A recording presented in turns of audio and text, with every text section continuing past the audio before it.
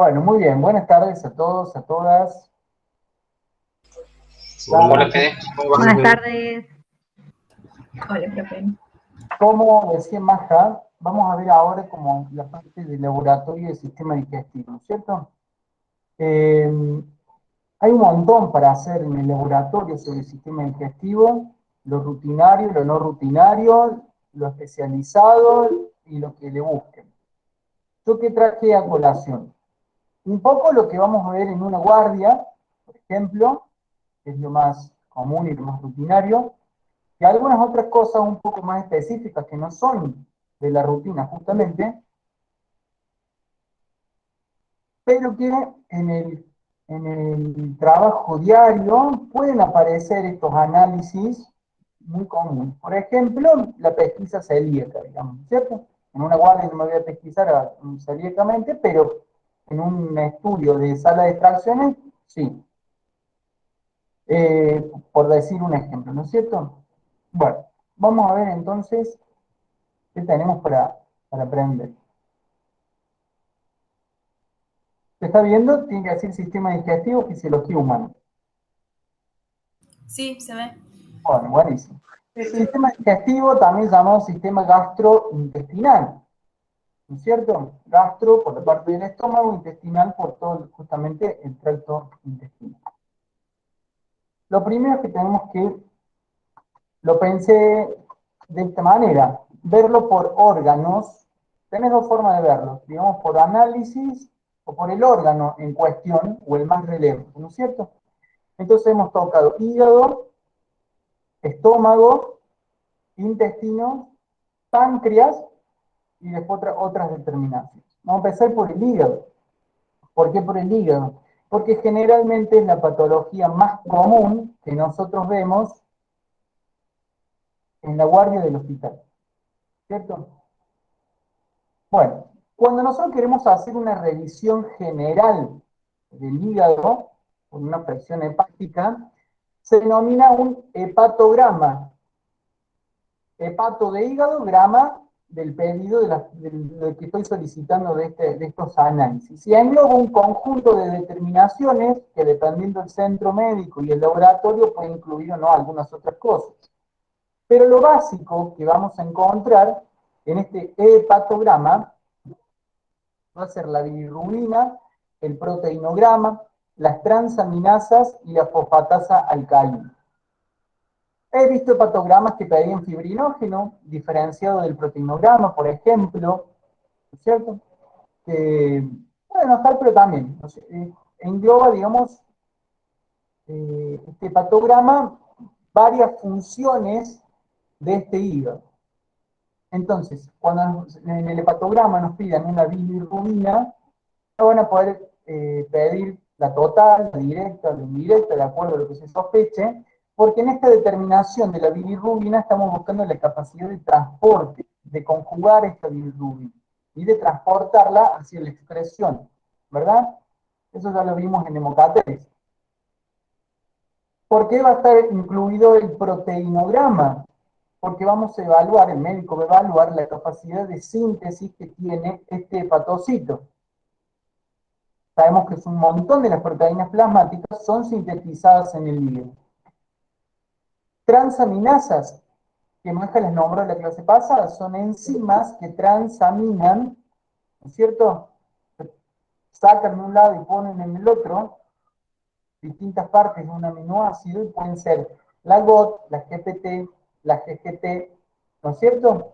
Y como están dentro del citoplasma del hepatocito, si nosotros la encontramos fuera del hepatocito, o sea, en plasma o en suero, es un indicio de daño hepático, ¿verdad?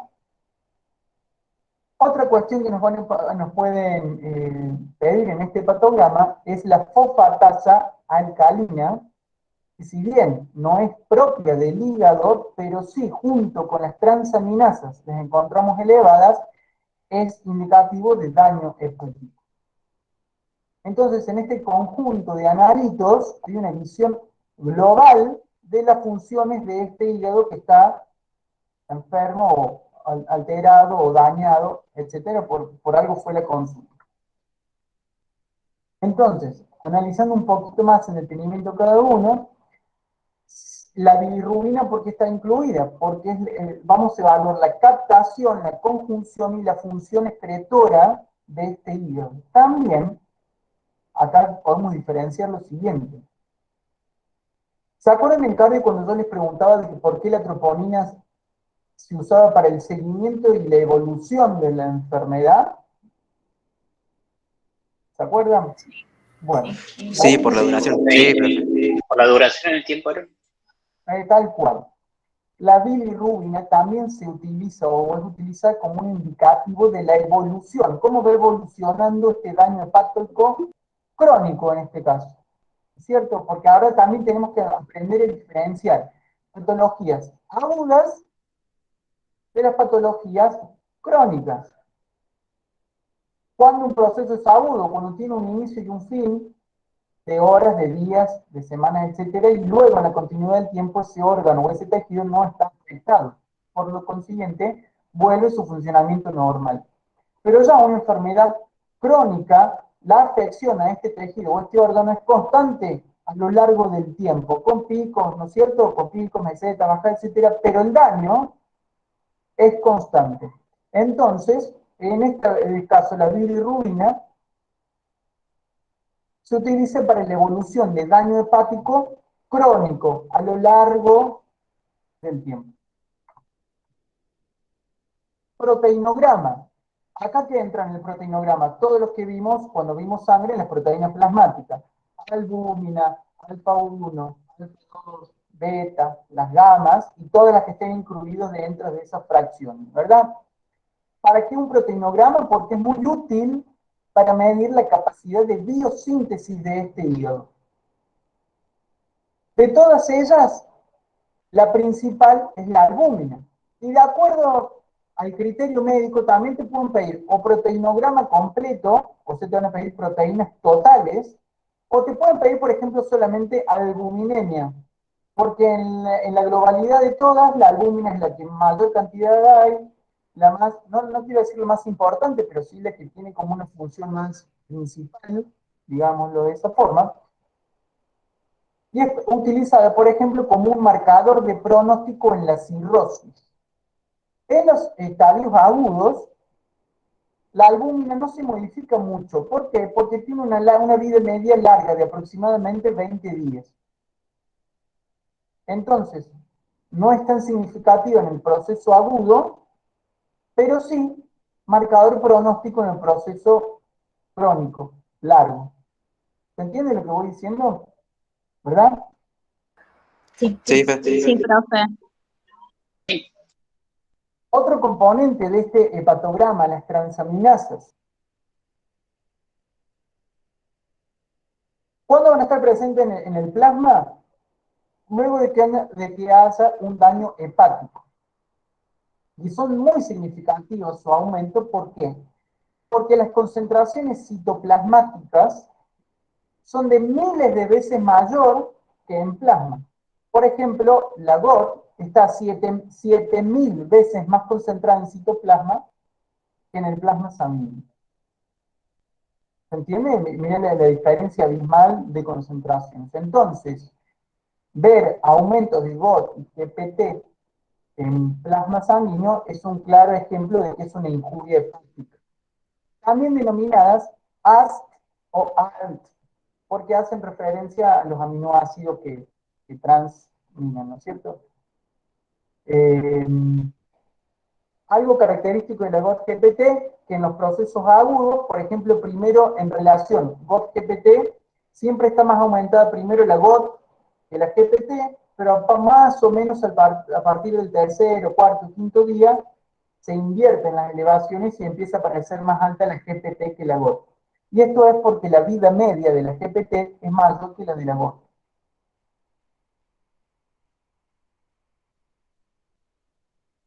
¿Entienden el concepto de vida media?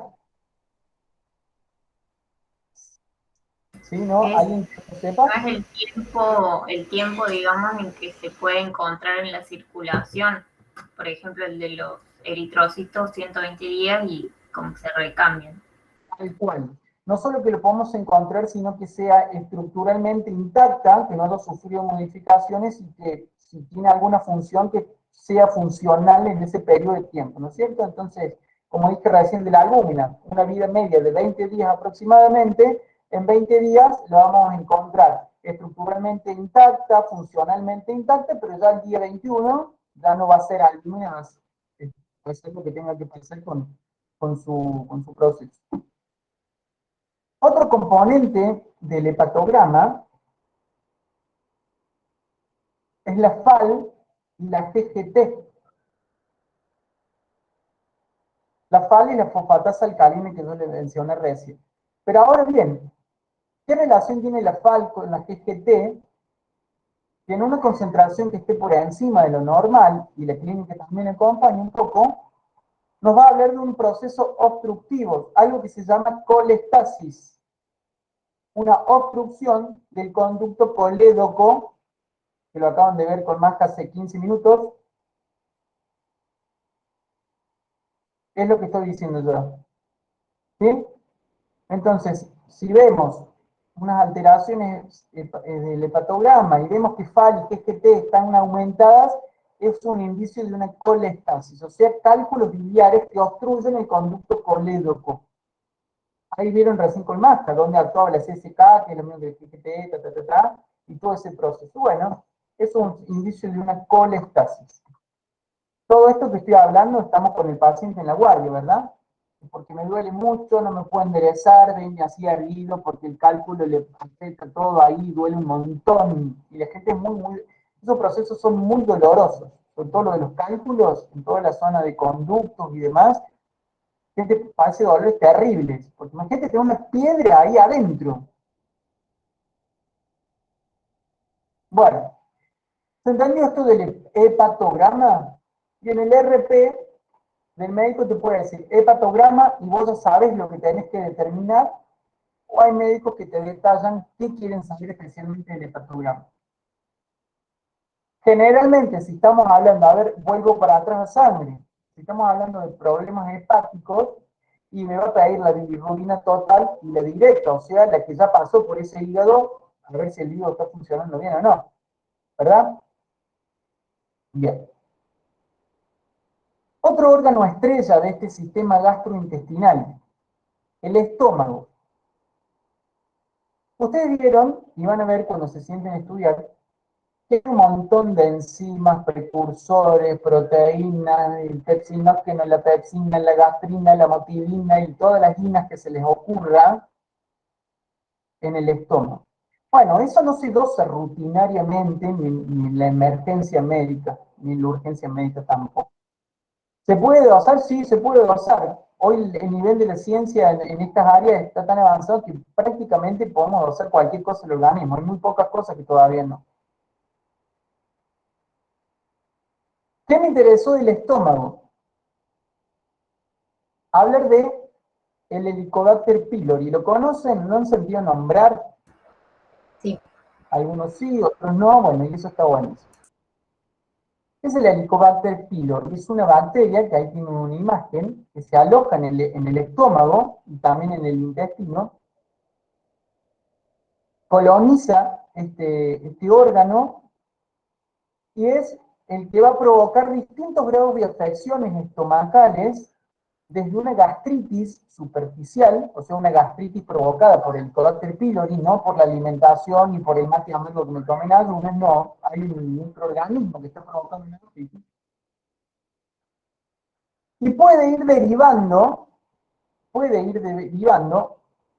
a peores gastritis más central, o sea, de las partes más profundas de ese tejido estomacal, provocando una úlcera gástrica y o duodenal, con lo que eso implica, o sea, estamos hablando de un medio extremadamente ácido, que tiene una perforación, un hueco, que ese ácido está quemando ese tejido estomacal y es lo que conocemos como úlcera gástrica. O duodenal si está ubicada en el duodeno. Y en sus peores estadios puede ir derivando a un linfoma o a un cáncer. ¿Por qué? Porque es tanta la destrucción del tejido y la necesidad de regenerarlo, y bueno, ahí se les pegan un poco los cables, ¿no es cierto?, a las pobres células, y pueden ir derivando en eso. Ahora bien, generalmente estas formas crónicas de esta bacteria están presentes en la edad adulta, ¿no es cierto? Y estas formas agudas están presentes en la niñez, por así decirlo, como para orientarnos un poco. Ahora, ¿qué puedo hacer yo en el laboratorio por este Helicobacter pylori?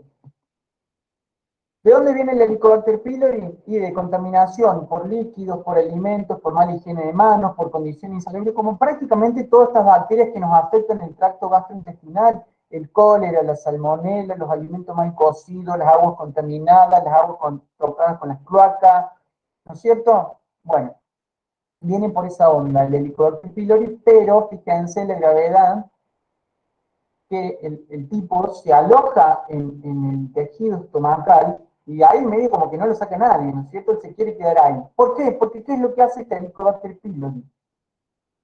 Primero que fue muy vivo,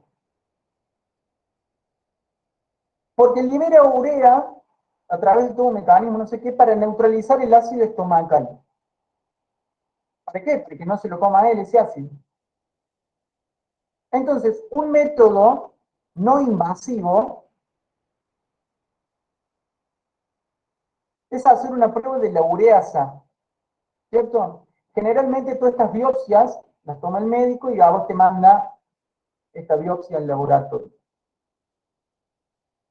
Sembras un chiquititín de biopsia, le haces la prueba de la ureasa en un medio rico en urea. ¿Por qué rico en urea? Porque si está la ureasa presente va a descomponer la urea, ¿no es cierto? Con un marcador de pH que cambia el color y ahí es el Helicobacter pylori positivo, negativo y después toda la cosa microbiológica que haga. Cultivo de las cepas específicas, confirmar el Helicobacter, ver la resistencia a los antibióticos, ¿no es cierto? Hacer un antibiograma. Pero también hay algo como más común que se hace, que es o ver la serología, que saco sangre, te mido anticuerpos anti-Helicobacter pylori y vemos si los tenés o no los tenés. Ahora, el problema de esto es que sí, te muestra que tenés anticuerpos, pero los tenés al Helicobacter ahora o lo tuviste hace 10 años y te quedaron los anticuerpos. ¿Es cierto? Bueno, por eso dice que no es exacto. Pero acá viene la parte de nosotros en donde nos amigamos con la materia fecal y vamos a ser unos excelentes trabajadores de la caca. Y al que le dé asco, que se vaya haciendo la idea de que va a haber toneladas de materia fecal a lo largo de su vida. De todos los colores, olores, formas, estados de la materia, etc. Porque podemos buscar en la materia fecal rastros genéticos de la bacteria. Y este sí es diagnóstico confirmatorio de la infección por el Helicobacter pylori. Se busca en la materia fecal restos de la bacteria que puedan funcionar como antígenos, ¿no es cierto?, frente a anticuerpos que yo voy a poner en esta muestra para ver si se produce la reacción de aglutinación de antígeno-anticuerpo. Y este examen sí es diagnóstico. ¿Qué hacen? Una muestra de materia fecal al azar, y del tamaño de una nuez. Siempre recuerdan el paciente que el tamaño de una nuez, no el producto entero, ni rebalsado el frasco, porque la gente es así. Y ahí yo hago el examen. ¿Qué otros cuidados tiene que tener? Sí, un poco más no te traen el árbol más que la nuez. Cuando el paciente tiene que juntar la materia fecal, y eso lo van a saber ahora en análisis, en parásitos y en demás, es un poco, vamos a ser sinceros, es tortuoso para el paciente, porque viste que es tan escatológico el tema y es tan tabú a veces hablar de la caca, que le tenés que decir al paciente, bueno, si tiene bidet, haga caca en el bidet, junta el pedacito, me lo pone en el frasco y después agarra su producto y lo tira al inodoro y chau, pasó la cosa.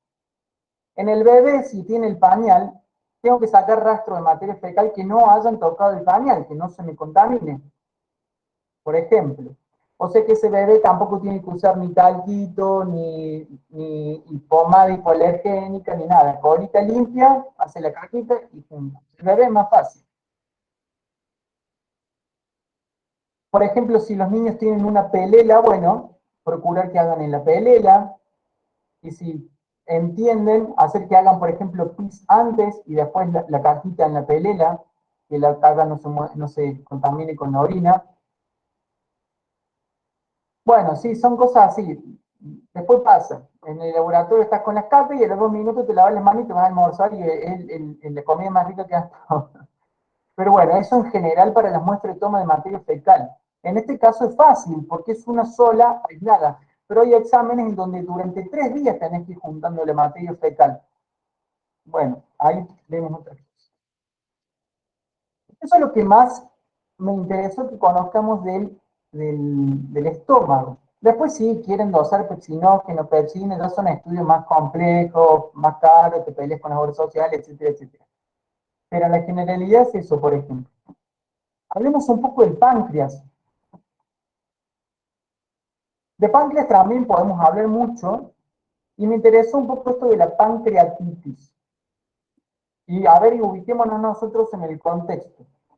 Para diagnosticar una pancreatitis, en lo general, el paciente tiene que tener al menos 2 de estos 3 signos: dolor abdominal, compatibilidad de la bioimagen, o sea, le van a hacer una bioimagen y se ve una afección pancreática. Y acá entramos nosotros en el laboratorio con la detección de la amilasa y la lipasa. Dos enzimas, amilasa, que es la enzima para degradar el almidón, y la lipasa, que es la enzima encargada de catabolizar las reacciones de los lípidos. También se puede incluir la colipasa, que es una coenzima de la lipasa, necesaria para que esta enzima funcione. Se lo van a acordar, lipasa y colipasa, de compañera. Bueno, la amilasa, hay una amilasa salival, que no vamos a hablar de esa, estamos hablando de la amilasa pancreática, ¿no es cierto? Lo que yo doso en sangre. Sin embargo, por ejemplo, la amilasa salival es 700 veces más activa que la amilasa pancreática. Piensen por qué, porque la boca es el primer receptáculo del alimento sólido, grande, el bocado, el pedazo de pan. Entonces, cuando yo lo trague, ya necesito que haya sido previamente preparado para que mi estómago, mi páncreas, mi intestino hagan lo suyo ahí, ¿no es cierto? Por eso también vayan pensando cosas cotidianas. Si no mastican bien la comida y tragan pedazo entero, te trae ¿viste? El famoso WhatsApp, me entré con pan, se tragó el pan y no lo masticó. Bueno, después vienen estas indigestiones y estos dolores de panza de que nuestro sistema gastrointestinal está causando diferentes alimentos. Eso colación. ¿Qué quiere que veamos con el páncreas, con la amilasa? Generalmente en una pancreatitis aguda, aumenta tres veces o 4 veces su valor normal. Entre el tercer y quinto día ya disminuyó el nivel de la amilasa a valores normales. Estamos hablando de lo agudo, ¿no es cierto? La lipasa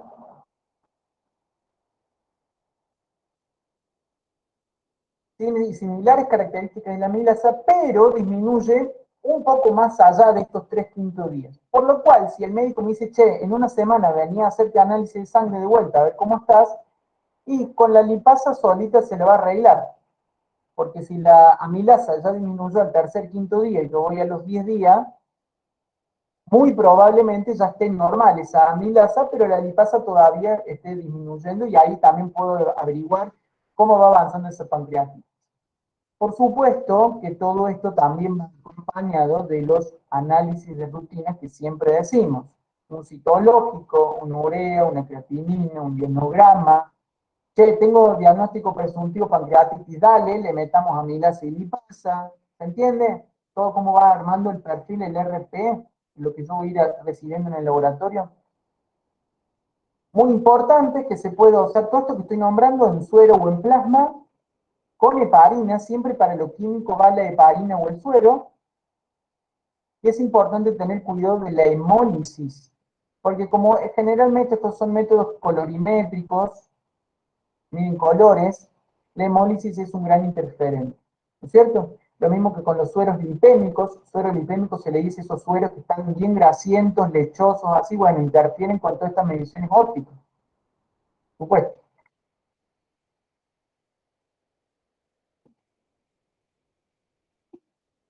Intestinos. Acá también tenemos para hablar como varias cosas. Manja recién mencionado en el bloque anterior, síndromes de mala digestión, síndromes de mala absorción y demás. De esto que me interesa que se conozcan, porque no es muy conocido, me refiero que sale como de la rutina, pero no tiene mucha complejidad.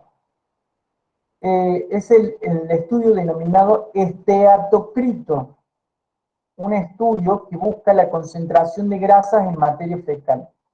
Sí, si estamos hablando del sistema digestivo, lo que sale es la caca, así que vamos a analizar caca.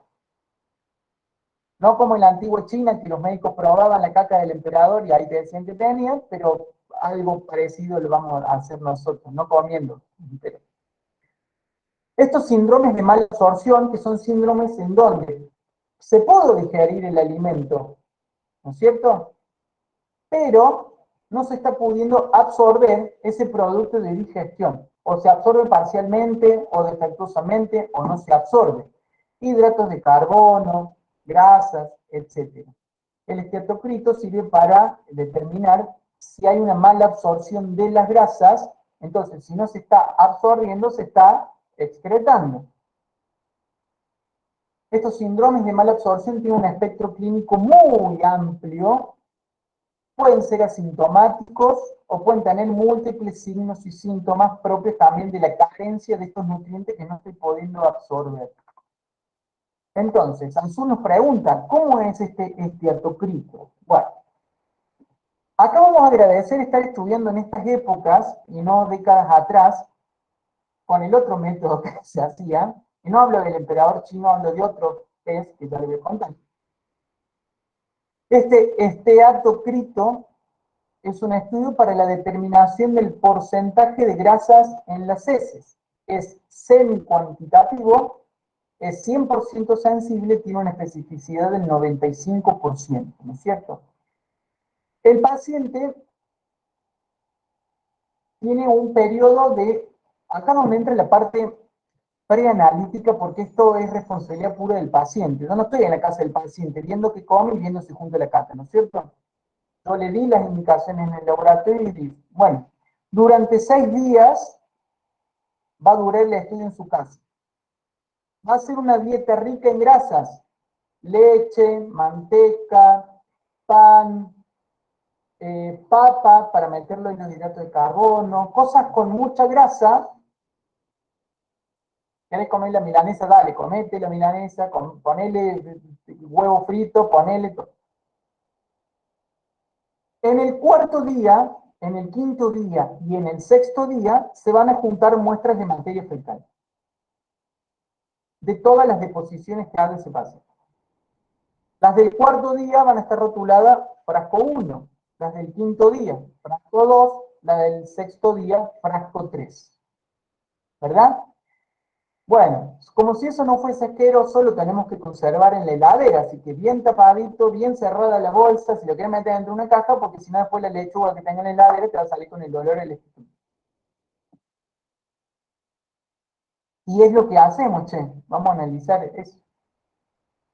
Entonces, después a través de un estudio de distintas técnicas, se busca qué porcentaje de grasas, a ver si tengo la imagen acá, pero esto también, qué porcentaje de grasas tienen esas heces, ¿verdad?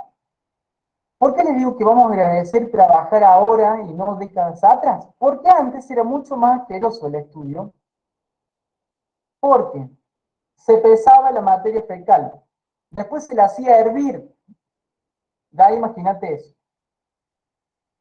El sobrenadante se sacaba, se mezclaba con otra cosa, se titulaba. Bueno, un montón de cosas de laboratorio que ustedes saben hacer, pero no debe ser muy lindo hervir caca, ¿verdad? Así que bueno, mejoró, vamos con el esteatocrito. Vamos a ver las caras de todos ustedes. ¿Qué otra cosa puedo hacer, por ejemplo, con esta materia fecal si quiero ver grasas? Bueno, puedo hacer un examen microscópico, ¿no es cierto? Porta objeto, muestra de materia fecal, tinción de Sudán. La tinción de Sudán es específica para ver grasas, lípidos en tejidos, en muestras y demás. Ponemos cubre objeto y vamos al microscopio. ¿Qué es lo que veríamos si hay, se llaman glóbulos de grasa? No confundamos con glóbulos rojos, blancos ni nada. Glóbulos. Son esas gotitas de grasas ahí tenidas en ese campo. Y un valor de referencia sería encontrar hasta 100 gotitas o glóbulos de grasas por campo.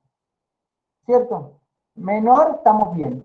Ya si hay demasiados glóbulos de grasa, ahí estaríamos en condiciones de informar eso y que el médico evalúe si realmente hay un síndrome de mala absorción.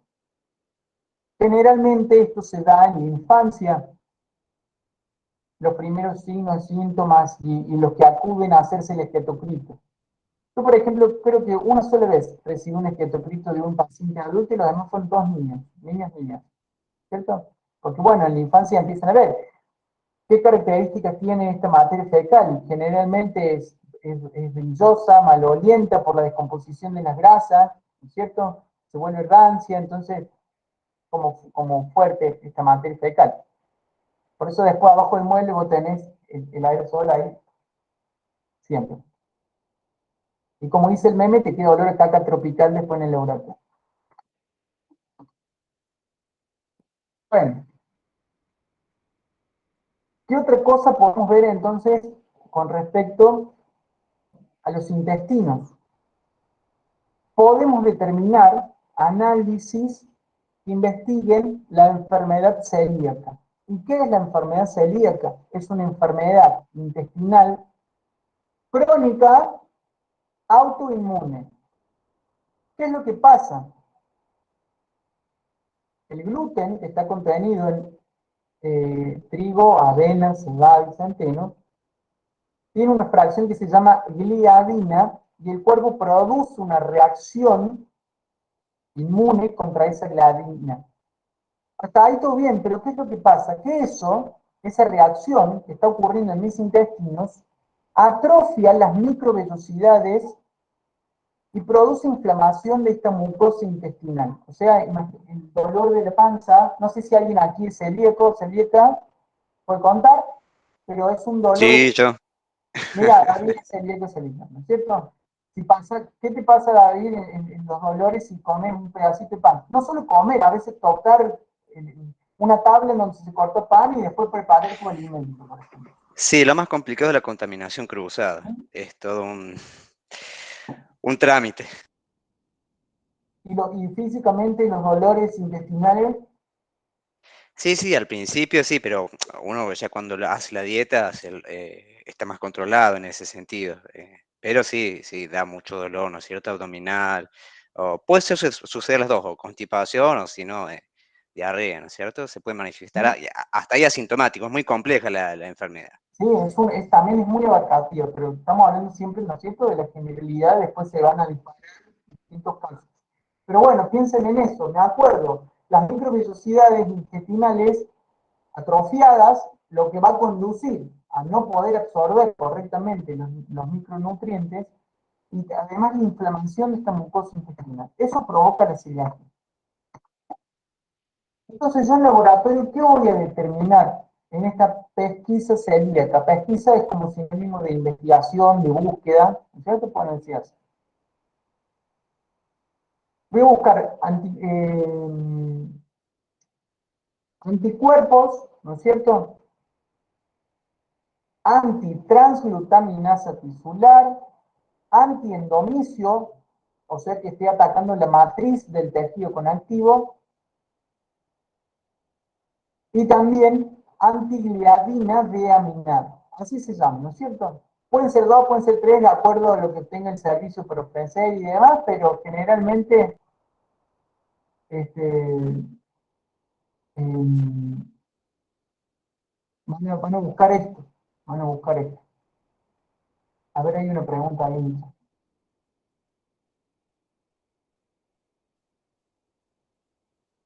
Sí, también pueden biopsiar el intestino para hacer el diagnóstico. El tema también es que pensemos en esto, siempre pensando también en el abanico de posibilidades. No es lo mismo biopsiar, meter a alguien, sacarle un pedazo del tejido, con la complejidad que eso tiene, a quizás poder sacar sangre y determinar esto, ¿no es cierto? Siempre de acuerdo al caso, siempre la gravedad del paciente, lo que se está buscando, poder ser lo que se haga la determinación.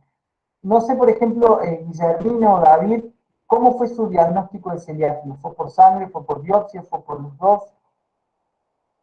Sí, bueno, en mi caso fue, me han hecho esos estudios, esta pesquisa, ¿no es cierto? Estas inmunoglobulinas, y dieron negativas.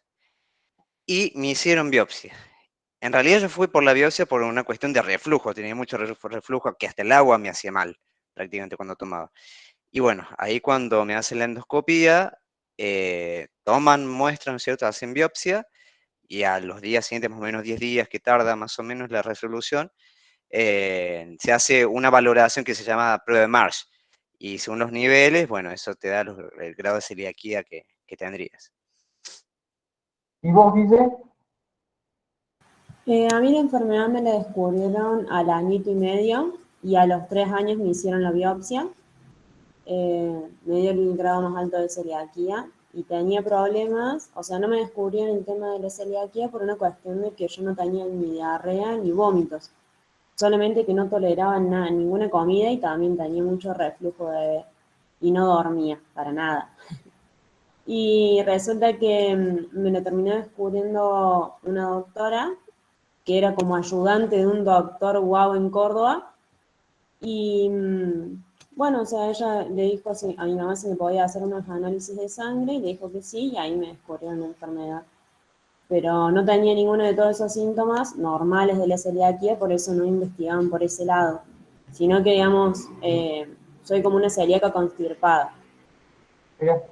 Bueno, ¿ves? Ahí tenemos gracias a David y Guillermina. Fede, una duda. Sí. ¿Puede ser que haya también un tipo de celiaquía que entre como en un estado de latencia y después pueda reactivar con los años? ¿O medio, digamos, como reversible o no? Mira, yo mucho de celiaquía no conozco más de lo que les estoy contando ahora. Pero sí tengo gente conocida que, por ejemplo, a los 30, 40 años le diagnosticó la celiaquía porque ahí le empezó a aparecer síntomas de la enfermedad y hasta antes no, por ejemplo. Pero no conozco a nadie que haya sido como celíaco y después no lo fue. Claro, Sí si sé tiene la que, enfermedad y se tiene para siempre, perdón, claro, eso Por porque es una ejemplo, celiaquía. mi Lo voy, caso fue cuando yo era chico, que era 1 o 2 años, no sé, según me cuentan. Estuve internado porque, bueno, sí, casi me muero por el hecho de cuando me empezaron a dar fideos y pan, bueno, ahí como que estaba mal, mal, mal y llegué a un estado muy, muy grave que estuve internado mucho tiempo y como que el médico dijo que podía llegar a una instancia en que como que se declarara o se estabilizara que podía quedar como en un estado tipo latente y se podía reactivar con los años. Yo ahora no tengo problema, o sea, o sea, como bizcocho, eso no me hace nada, pero según me cuentan, cuando yo era chico no toleraba nada, nada de eso. mira, la verdad, eso no lo Profe, conocía. Lo buenísimo que sale ese aporte. creo que antes no se sabía tampoco mucho sobre la celiaquía, entonces no iban por ese lado para averiguar. Además, piensen también que muchos de estos síndromes de mala absorción o digestión aparecen también mucho en la niñez y hay también un abanico que no necesariamente es celiaquía. La intolerancia a la lactosa, que también te da diarrea y te da dolor de panza y dolor intestinales, y ahí empiezan a decir, ¿será celíaco o será intolerante a tal cosa? Tengo un primito, por ejemplo, que le investigaban por celiaquía, dale, y resultó que era intolerante a la lactosa de la leche de vaca, no era celíaco. Así que el nene tomaba leche de cabra, no de... pero hay un montón de síndromes y de distintas afecciones. También conozco una chica que prácticamente pobre, no puede comer nada, porque era intolerante a la carne, intolerante a la papa y a todas esas verduras con hidratos de carbono, intolerante a un montón de cosas, así que ella siempre estaba con una frutita, un arrocito y una sopita de algo de baja grasa, y en eso se manejaban, porque lo que comía así, le golpeaba el estómago fuertísimo. Pero bueno, son esas cosas de la ciencia y de la salud, que hay un abanico impresionante de cosas. Y ni hablar de toda la peste que comemos nosotros ahora, que ni sabemos de dónde viene, como dice la Elia ahí, ¿no es cierto? Bien, pero bueno, me interesaba que supieran eso, de que se hace una pesquisa celíaca, que se buscan esta relación antígeno-anticuerpo con estos determinados analitos, y que ustedes lo van a poder recibir tranquilamente en un centro que vayan a trabajar. Entonces, ahí hicimos un pantallazo de hígado, de estómago, de páncreas, de intestino, y otras determinaciones por lo que fuese. Por ejemplo, puede ocurrir que también te pedimos solamente un examen físico-químico de materia fecal. Entonces vos le vas a medir el pH, le vas a medir la densidad, y así y demás, un análisis muy básico. También te pueden pedir sangre oculta en materia fecal. Vos decís, ¿qué es la sangre oculta en materia fecal? Busca sangre que visiblemente no está en la muestra, pero vos le pones al microscopio una gota de esa materia fecal y aparecen eritrocitos.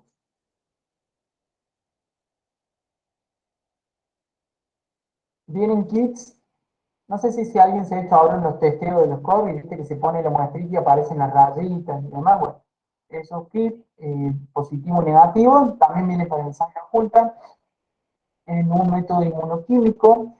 El tema es que te dice, ¿hay sangrado o no hay sangrado? No te dice de qué. ¿Entiendes? Es inespecífico. Vos, para determinar de dónde viene ese sangrado, tienen que hacer otros exámenes médicos. Entonces lo puedes hacer en una muestra en fresco, una gotita de solución fisiológica, gotita de materia fecal, diluido, en microscopio. Sí, mirá, hay tantos hematíes por campo. Puede ocurrir que haya hemorragias digestivas altas o bajas, si son intestinales, y ahí aparece esta materia fecal. Generalmente les muestro materia fecal con sangre de las hemorragias internas. La sangre ya viene metabolizada, por así decirlo. Son muestras que vienen muy oscuras, con olor a hierro, producto de la hemoglobina y ahí el hierro que tienen. Pero cuando no es visible, buscan sangre oculta en materia fecal. No sé qué, a ver, para que hay cosas en el chat. Sí, Eli, es por sangrado interno, pero no sabemos de dónde. Es simplemente confirmatorio, hay o no sangre oculta.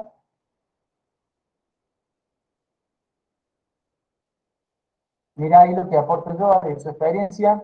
Regularmente me tocan a mí, y regular y lamentablemente vienen en cassettes ahora y son más específicos, porque el método inmunológico no requiere dietas, eso es verdad, la muestra es azarosa en cualquier momento del día, y ya se distingue sangre animal y humana. Eso no lo sabía, eso es nuevo para mí. ¿Viste? Los pólipos intestinales, sí, sí. Bueno, entonces puede haber presencia de sangre en esta muestra. Sí, no sé quién habló. Perdón, Tammy Bobby levantó la mano. Sí, no, quería contar nada más. A mí una enfermera me enseñó, justamente cuando hay así muestras muy oscuras, una prueba como casera es agregar agua oxigenada. Y si hace espuma, eso puede ser un indicador de sangre oculta. Mira. El tema es que después tenés que ir corriendo al hospital y decir, che, tengo eso en la cara. Sí, no, es solo como para corroborar algo en tu casa. Bueno, de hecho... Sí, también en la materia fecal, o si no en el vómito también muchas veces se suele hacer para identificar sangrado. Por ejemplo, alguien que está comentando ahí, suponete que alguien se sometió a una colonoscopía, por ejemplo, y después puede haber un resto, alguna lesión microscópica en el tracto, en el colon, y aparecer eso de hematíes en la materia fecal, y no es necesariamente que estés enfermo de algo, sino que fue producto de ese método que fue invasivo. por ejemplo. Otra determinación que pueden hacer es el recuento de polimorfonucleares en materia fecal. ¿Por qué? Estos polimorfonucleares, que ustedes bien ya conocen, salen a la luz intestinal porque hay alguna infección bacteriana en este tramo del intestino, provocando infección, inflamación, etcétera. Entonces los busco. Viene la muestra de materia fecal, gotita con azul de metileno, una tinción rápida, una determinación, ¡pum! Aparece lo que tenemos en la imagen. Encima ahí, mira, tiene hematíes y tiene polimorfonucleares, o sea que hay polimorfos. Yo no sé, Luciano, por ejemplo, ¿ustedes les ha tocado hacer esto? ¿Han recibido para hacer recuento de polimorfos?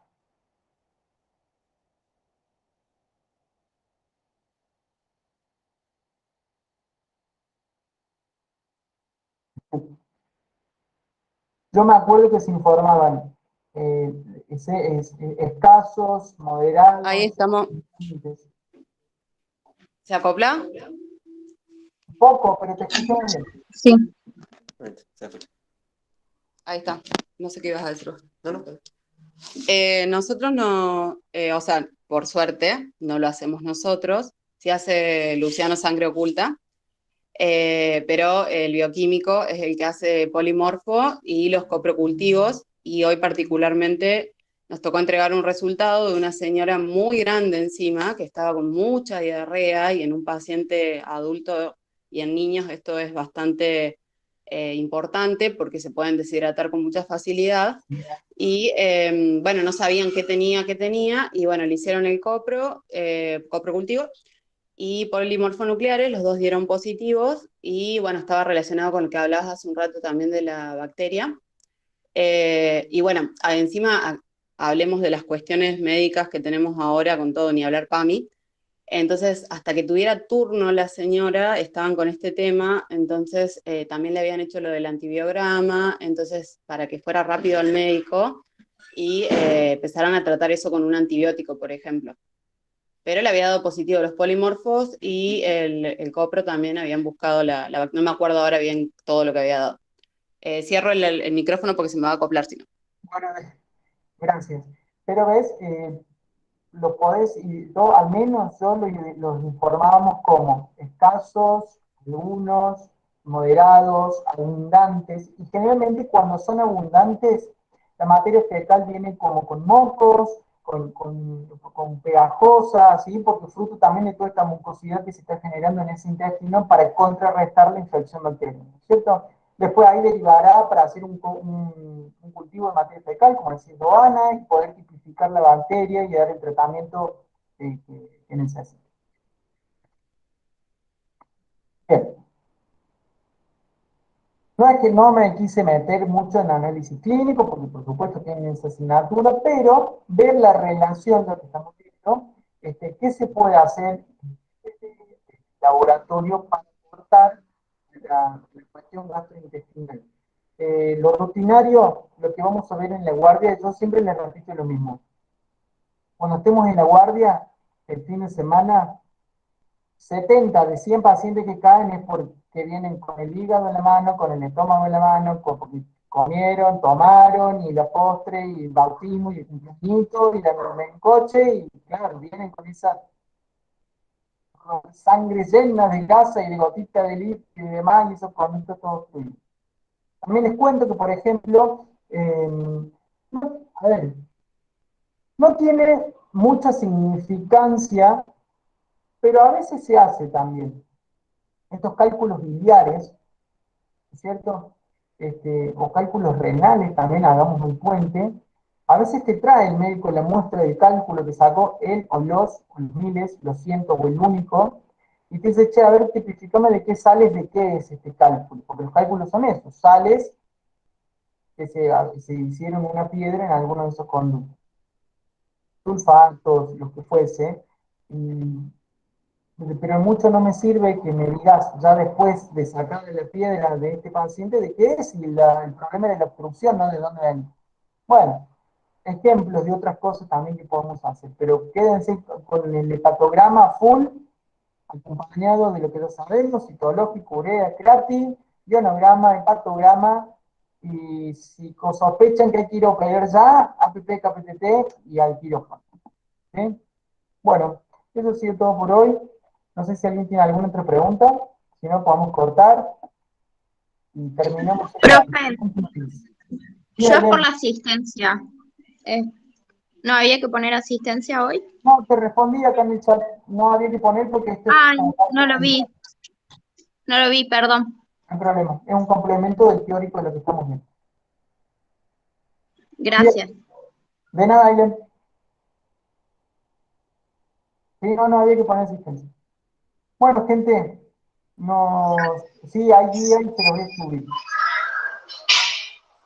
Fede, con respecto al... Sí, Martín, más que subir el guía. Sí, Javi.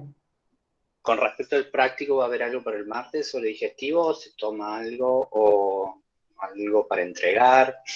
Depende de cómo se porten durante el fin de semana, vamos. No, basta. Bueno. No, Entregaron Please. Sí, entregaron súper entregado el respiratorio. con el parcial ya está. Basta, profe. Queremos que el profesor se saquen 10. No está habituado ahí roñoso, arañando y lo probar. Nos vemos, buen fin de. Hasta que después. Buen fin de, gracias. Buen fin de todos.